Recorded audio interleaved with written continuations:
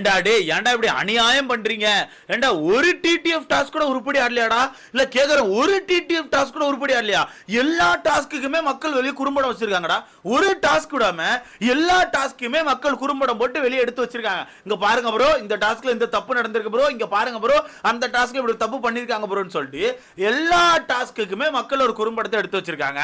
ஆனா இது பண்ண வேண்டியது பிக் பாஸ், அவர் பண்ண மாட்டேக்காரு. நான் முன்னாடியே சொன்ன மாதிரி தான் அவர் ஒரு மாதிரி இந்த ஷோவையே ஒரு வேண்டா வெறுப்புக்கு நடத்திட்டு இருக்காரு. ஏதோ ஒன்று பண்ணுங்கடா போங்கடா இவ்வளவுதான் கொடுக்க முடியும், உட்காந்து பார்க்கலாம் முடியாது அப்படின்னு மாதிரி ஒரு மாதிரி வேண்டா வெறுப்புக்கு பண்ணிட்டு இருக்காங்க. அந்த வகையில கடைசியா இன்னைக்கு ஈவினிங் வந்து வீட்டுக்கு ஒரு டாஸ்க் வச்சாங்களே, அதான் டிக்கெட் ஃபினாலுக்கான 10வது டாஸ்க். அந்த டாஸ்க்லயுமே ரயான் அவர்கள் ஒரு சின்ன மிஸ்டேக் பண்ண மாதிரி ஒரு குறும்படம் வந்திருக்குது. ஆக்சுவலா அது சின்ன மிஸ்டேக்னு சொல்லவா, இல்ல அதனாலதான் இப்ப மொத்த டிடிஎஃப் மாறிக்கிறனால அது பெரிய மிஸ்டேக்னு சொல்லவா, எப்படி சொல்லணும் எனக்கு தெரியல, எப்படி சொல்ல எனக்கு தெரியல. ஆனா மொத்தமா இப்ப 2வது டாஸ்க்ல நான் கவனிச்ச வரதுக்கு ரயான் அவர்கள் தப்பு பண்றாங்க. அதுவும் ஒரு வார்னிங் கொடுத்த பிறகு ஓகேவா, 2வது டாஸ்க்ல பிக் பாஸ் வார்னிங் கொடுத்த அப்புறம் கூட ஒரு தப்பை தொடர்ந்து பண்ணிட்டு ஒரு தப்பா அவருக்கு ஏத்த மாதிரி பண்ணிருக்காருன்னா மேபி எனக்கு தெரிஞ்சு இது வேணும்னு பண்ண மாதிரி தான் ஃபீல் ஆகுது. ஆக்சுவலா என்ன நடந்திருக்குன்னா உங்களுக்கே தெரியும், இந்த பால் டாஸ்க்கை பொறுத்தவரைக்கு உள்ள வந்து நடுவில் ஒரு கம்பி இருக்கும், அந்த கம்பி பிடிச்சா நீங்க நிக்கணும். அது மட்டும் இல்லாம இந்த ஷூவை வச்சு பால் எதையும் தட்டக்கூடாது. ஓகே, ஷூ வச்சு பாலை தட்டக்கூடாது. ஆனா அந்த ஷூவை நீங்க அப்பப்போ அட்ஜஸ்ட் பண்ணி தான் ஆகணும். ஏன்னா அப்பப்போ சரியாக உங்களுக்கே கொஞ்சம் ஸ்லிப் ஆகும், கண்டிப்பா நீங்க கால் எடுப்பீங்க.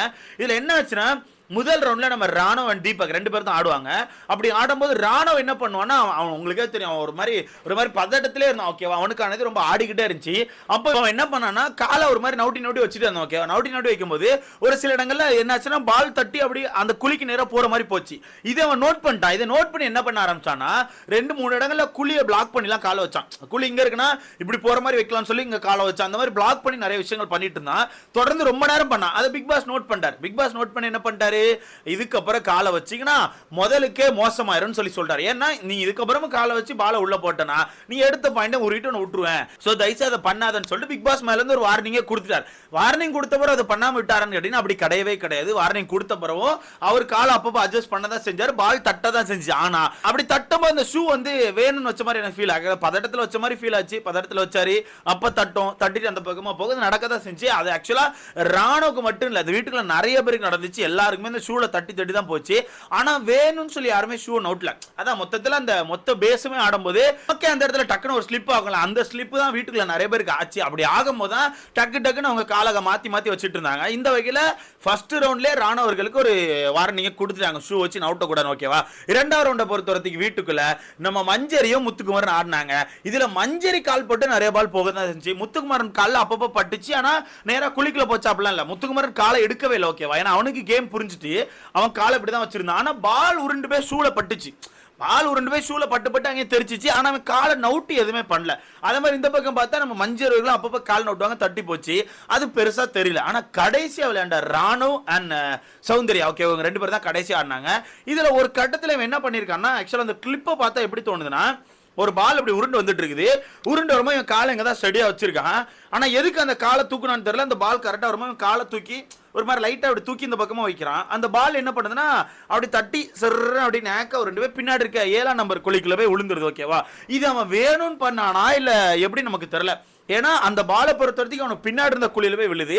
அவன் டக்குன்னு அவன் ஃபோக்கஸ் பண்ணி அவன் காலை இப்படி அட்ஜஸ்ட் பண்ணி அந்த பாலை உருட்டி பின்னாடி உள்ள குழியில போட்டுருப்பானு கேட்டா எனக்கு தெரியல. அதை இவர் என்ன பண்ணிருந்தோம், பிக் பாஸ் பொறுத்த வரைக்கும் ஃபுல் ஸ்கிரீன்ல நம்மளுக்கு காட்டியிருக்கணும். எப்படியே ஃபுல் ஸ்கிரீன்ல நமக்கு காட்டியிருந்தா நமக்கு தெரிஞ்சிருக்கும். ஃபுல் ஸ்கிரீன்ல காட்டியிருந்தா கண்டிப்பா நமக்கு தெரிஞ்சிருக்கும். என்ன பண்ணிட்டாருன்னா காலை மட்டும் காமிச்சிட்டாரு.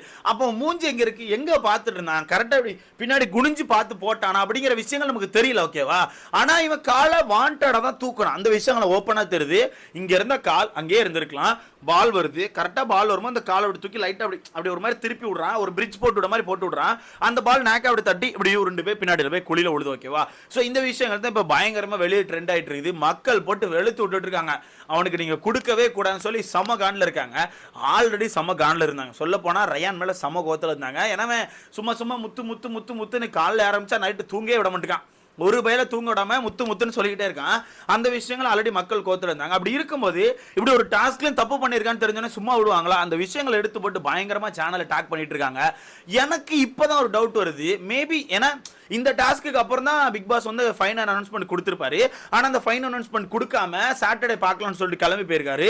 சோ இதை வச்சு பார்க்கும்போது மேபி ரயான் அவர்கள் வந்து இந்த டிக்கெட் ஃபினாலேக்கு தகுதி இல்ல, அவர் நிறைய ஃபவுல்ஸ் பண்ணியிருக்காருன்னு சொல்லிட்டு ரயான் அவர்களுக்கான பாயிண்ட புடுங்குவாங்களோ அப்படின்னு எனக்கு டவுட் வருது. சடனா ஒரு டவுட் வருது, எப்படின்னு எனக்கு தெரியல. ரயான் அவர்களுக்கான பாயிண்ட்ஸை புடுங்கிட்டாங்கன்னா அவர் இந்த டாஸ்க்கை பொறுத்தவரைக்கும் மொத்தம் 6 பாயிண்ட்ஸ் எடுத்திருக்காரு. அந்த 6 பாயிண்ட புடுங்கிட்டா அவர் டைரக்டா 15 பாயிண்ட்ஸ் வந்துருவாரு. ஓகேவா? 15 பாயிண்ட்ஸ் வந்துட்டா அடுத்த கட்டமா அந்த வீட்டுல 2 பேர் இருக்காங்க, மஞ்சரி அண்ட் முத்துக்குமரன். இந்த 2 பேர் தான் 16 பாயிண்ட்ஸ்ல இருக்காங்க.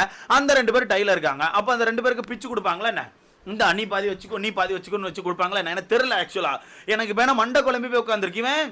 நல்லா டாஸ்க் ஆடுறான், நிறைய விஷயம் நல்லா தான் பண்றான். ஆனா இந்த விஷயங்கள் எப்படி பண்ணான்னு எனக்கு தெரியல. இவன் வாண்டடா பண்ணானா எப்படி பண்ணான்னு தெரியல. ஆனா ராணுவுக்கு ஆல்ரெடி ஒரு வார்னிங் கொடுத்த பிறகு இந்த விஷயத்த பண்ணிருக்க கூடாது, அதுதான் இப்போ பேசப்படும். இப்ப ராணுக்கு வார்னிங் கொடுக்கல, ராணு இந்த விஷயத்த பண்ணிக்கிட்டே இருந்தான். சைட்ல இருந்து எல்லாரும் சும்மா கத்திக்கிட்டே இருந்தாங்க, ஷூ வச்சு அட்ஜஸ்ட் பண்ண வச்சு பால் அவுட் ஆகுதுன்னு சொல்லி சைட்ல மட்டும் தான் கத்துனாங்க. அதுக்கப்புறம் தொடர்ந்து நம்ம ரயானும் பண்ணி தான் தெரியாது. ஆல்ரெடி பிக் பாஸ் அனௌன்ஸ்மெண்ட் கொடுத்துட்டாரு. ஆல்ரெடி பிக் பாஸ் ஷூ வச்சு கேம் ஆடக்கூடாது, ஷூ வச்சு தட்டி தயசே கேம் ஆடுதீங்கன்னு சொல்லியிருக்காரு. சொன்ன பிறகு ரயான் வந்து வாண்டடா அந்த விஷயத்தை பண்ணியிருந்தாருன்னா கண்டிப்பா நாளைக்கு மிகப்பெரிய ஆபத்து ரயானுக்கு வரப்போகுது அப்படிங்கிற உறுதியா சொல்ல முடியும். ஏன்னா எல்லா சீசனுமே இந்த டிக்கெட் ஃபினாலே பொறுத்தவரைக்கும் வின் பண்ண நீங்க நைட்டே அப்படி கார்டெல்லாம் பறத்தி கொண்டு வந்துருவாங்க.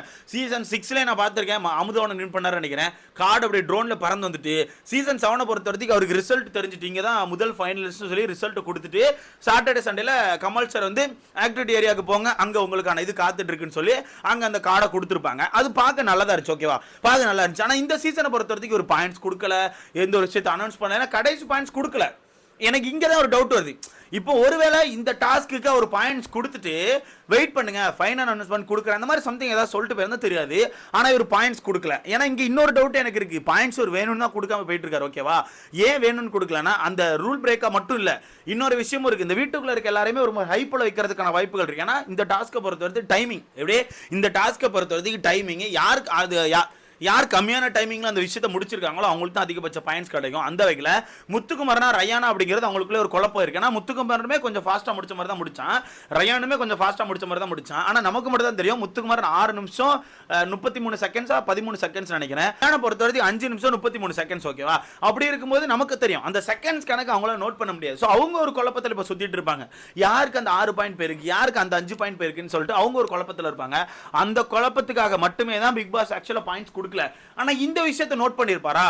நோட் பண்ணி இதை வச்சு தான் சாட்டர்டே சண்டே கண்டென்ட் இருக்க போதா அப்படிங்கிறது நாளைக்கு தான் நமக்கு தெரியும். ஓகேவா? நாளைக்கு காலை ஷூட் ஆரம்பிக்கிறது மட்டும் தான் நமக்கு தெரியும். ஸோ வெயிட் பண்ணி பார்க்கலாம்.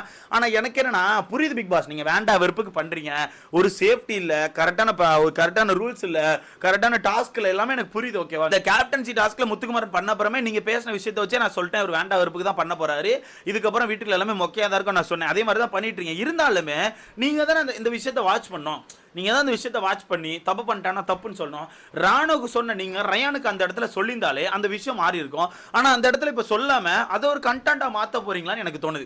ஏன்னா இப்போ ராணுவ பொறுத்தவரைக்கும் நிறைய நேரங்களில் பால் அட்ஜஸ்ட் பண்ணிட்டே இருந்தான், பாலை தட்டினா அது நிறைய நேரங்களில் பண்ணா நீங்க வார்னிங் கொடுத்தீங்க.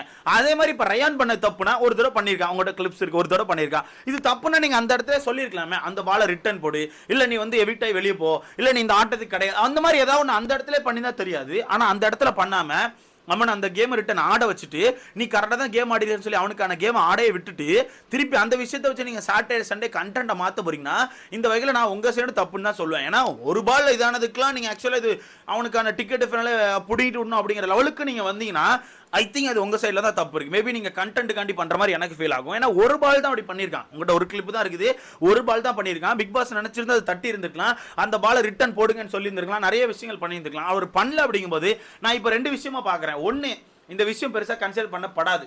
ரெண்டாவது, மேபி இன்னைக்கு பயங்கரமான, அதாவது நாளைக்கு, அதாவது சனிக்கிழமை பயங்கரமான ரோஸ்ட் இருக்கும், பயங்கரமான ரோஸ்ட் வச்சு அதுக்கப்புறம் டிக்கெட் தூக்கி ரயான் கையில கொடுப்பாங்கன்னு எனக்கு தோணுது. ஸோ வெயிட் பண்ணி பார்க்கலாம். நாளைக்கு காலை இதை பற்றி ப்ராப்பரான ஒரு வீடியோவில் உங்களை வந்து சந்திக்கிறேன்.